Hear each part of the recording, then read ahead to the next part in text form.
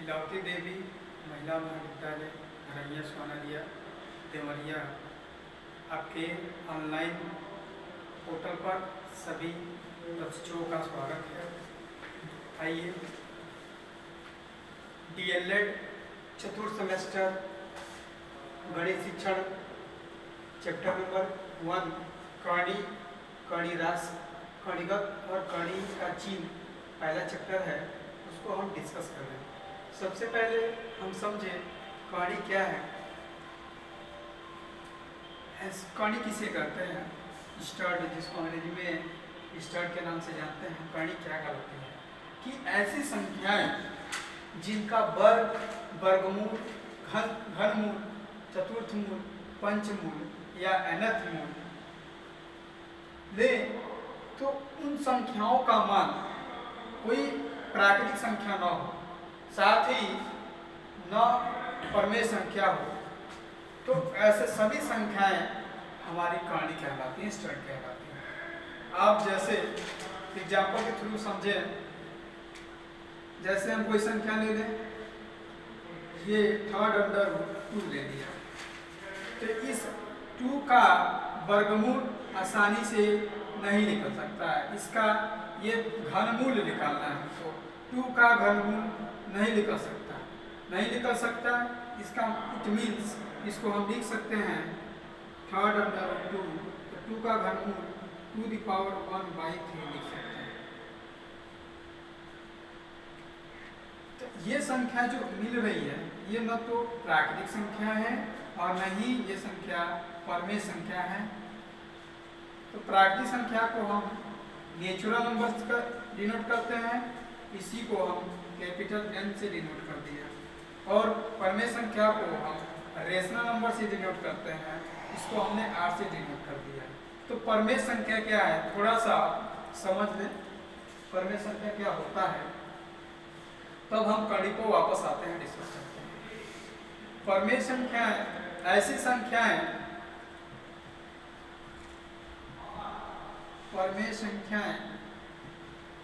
संख्याएं होती हैं जिनको हम P/Q के फॉर्म में लिखते हैं, P/Q के फॉर्म में लिखते हैं, जहां Q ≠ 0 and for all, and न लिखिए फॉर ऑल लिख सकते हैं, आप लिख सकते हैं फॉर ऑल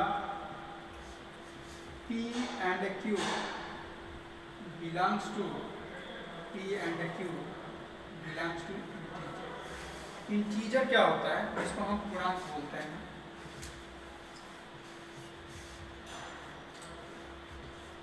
देखिए, इंटीजर को हम पूर्णांक बोलते हैं।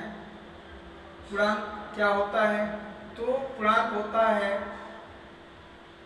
प्राकृतिक संख्या का पॉजिटिव मान, निगेटिव मान और 0 को एक सेट तैयार करने पर जो हमको सेट मिलता है, उसी सेट को हम बोलते हैं पूर्णांक। जैसे -3, -2, -1, 0, +1, +2, +3, +4 और 2। आप देखेंगे इसमें निगेटिव संख्या भी है और पॉजिटिव संख्या भी है, और उसके साथ 0 भी है। तो प्राकृतिक संख्या का निगेटिव मान भी है और पॉजिटिव मान भी है और 0 भी है। तो ऐसी संख्या को हम पूर्णांक बोलते हैं, और पूर्णांक में ही P और Q दोनों बिलोंग करते हैं। P and Q belongs to integer, जो P और Q इन्हीं से लिए जाते हैं। इट मीन्स हम कह सकते हैं कि एक -3 ले लें, -3, और दूसरा हमने Q का मान -1 ले लिया, तो -3/1, या ऐसा कैसी संख्या है, एक परमेय संख्या है।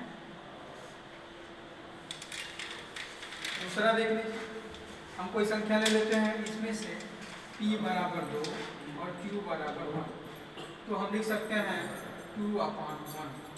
तो देखिए अभी किस फॉर्म में लिखा गया है, P/Q के फॉर्म में लिखा गया है, और कंडीशन भी कर रहा है कि Q ≠ 0। तो देखिए ये 1 है, 0 नहीं है, इसलिए ये कौन सी संख्या है? तो वे सभी संख्याएं जिनका वर्गमूल, घनमूल, चतुर्थमूल, पंचमूल या nth मूल जो प्राकृतिक संख्या नहीं देती हैं वो अपरिमेय संख्या कहलाती है।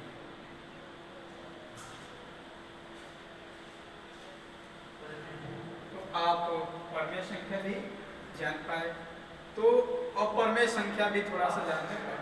तो अपरिमेय संख्या क्या होती हैं? वे संख्याएं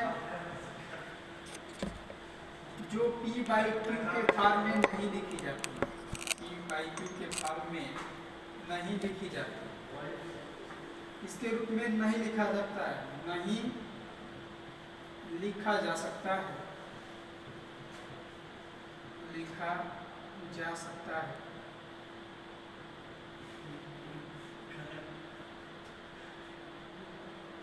जैसे √3, √2, ये सभी अपरिमेय संख्याएं हैं जो p/q के फॉर्म में नहीं लिखी जा सकती। आपके माइंड में एक आइडिया आया होगा, क्यों सर हम 3/1 भी तो लिख सकते हैं, क्योंकि ये p/q के फॉर्म में लिखा जा सकता है। हमने एक कंडीशन बताया कि जो p और q है यह दोनों इंटीजर से पूर्णांक से होना चाहिए, जबकि ये पूर्णांक में √3 पूर्णांक में नहीं आता, इसलिए ये √3 एक अपरिमेय संख्या है। तो हम कह सकते हैं जितनी अपरिमेय संख्याएं हैं सभी तो नहीं, बल्कि जो कर्ण में होती हैं, जिनका पंचमूल, वर्गमूल या घनमूल प्राकृतिक संख्या नहीं होता है, तो उनको हम कर्ण कहते हैं, कर्ण कहते हैं। कर्ण का व्यापक रूप हम या जनरल फॉर्म हम लिख सकते हैं n√x, व्यापक रूप में लिख सकते हैं, आप लिख सकते हैं n√x। ये जो कर्ण के अंदर लिखी गई राशि है उस राशि को हम कणिगत बोलते हैं, कणिगत राशि। और कर्ण के ऊपर लिखने वाली राशि को हम कर्ण की घात बोलते हैं, ये कर्ण की घात। और अंदर जो लिखा जाता है कणिगत, कर्ण के इधर इस साइड में इस बॉक्स में लिखा जाता है, उस कर्ण की घात को बताता है।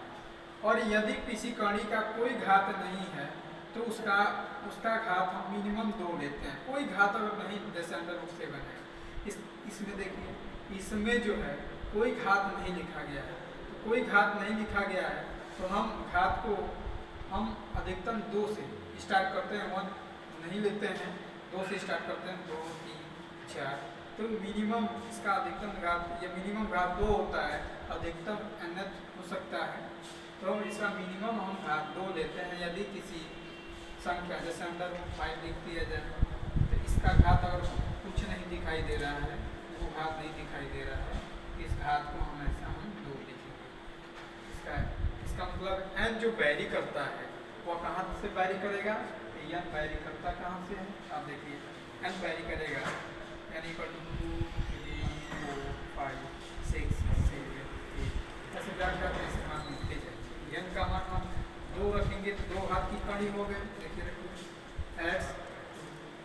अगर 3 रखते हैं x का मान, n का मान, सॉरी n का मान अगर 2 रखते हैं तो 2 घात की कड़ी हो गई, 3 रखते हैं तो 3 घात की कड़ी हो गई, अगर हम 4 रखते हैं तो ये 4 घात की कड़ी हो गई, अगर 5 रखते हैं तो 5 घात की कड़ी हो गई, ऐसे डॉट हम nth लेते हैं।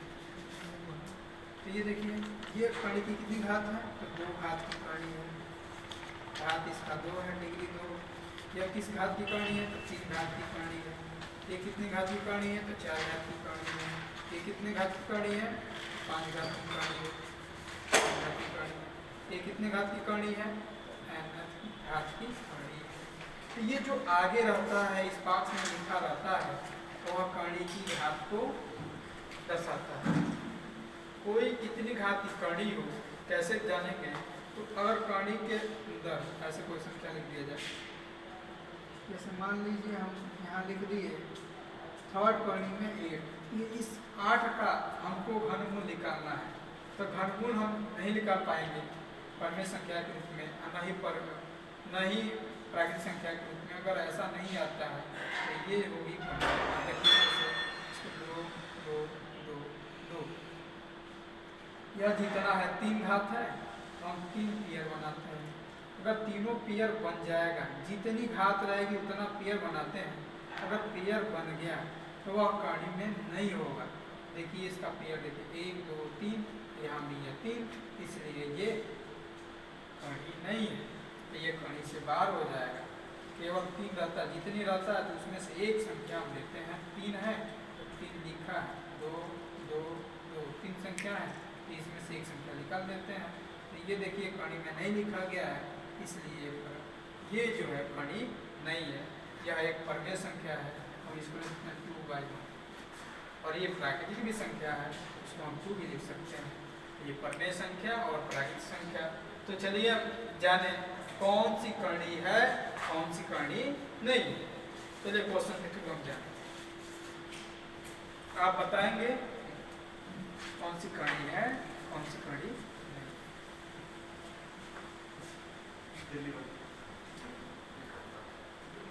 जैसे आप पहला क्वेश्चन लिख दें 49, कणी में 49 ये कणी है कि नहीं। तो सबसे पहले इसका हम सॉल्यूशन करेंगे। सॉल्यूशन करने के बाद हम देखेंगे अगर यह संख्या कणी में ही मिलता है तब यह कणी है, या अगर यह संख्या नेचुरल नंबर में मिल जाए या रेशनल नंबर में मिल जाए तब यह कणी नहीं है, तब यह कणी होगा ही।